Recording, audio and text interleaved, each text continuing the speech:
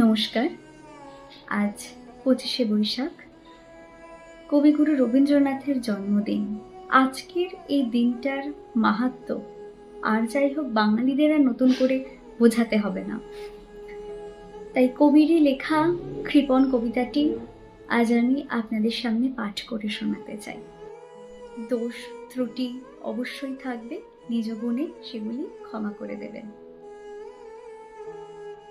আমি ভিক্ষা করে ফিরতেছিলেম গ্রামের পথে পথে, তুমি তখন চলেছিলে তোমার স্বর্ণরথে।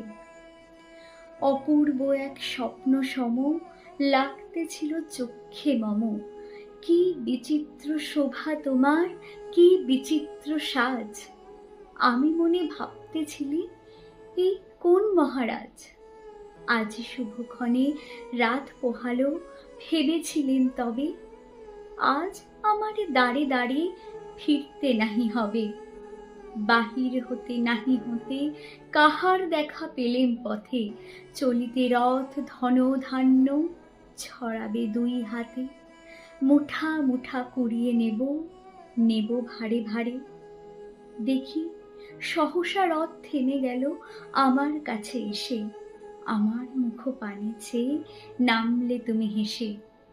দেখে মুখের প্রসন্নতা জড়িয়ে গেল সকল ব্যথা। হেনকালে কিসের লাগি তুমি অকস্মাৎ, আমায় কিছু দাও গো বলে বাড়িয়ে দিলে হাত।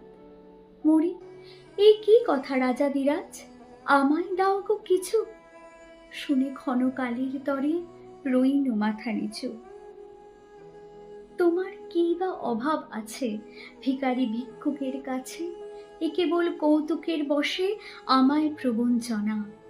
ঝুলি হতে দিলেন তুলে একটি ছোট কণা, যবে পাত্রখানি ঘরে এনে উজাড় করি, এ কি ভিক্ষা মাঝে একটি ছোট সোনার কণা দেখি।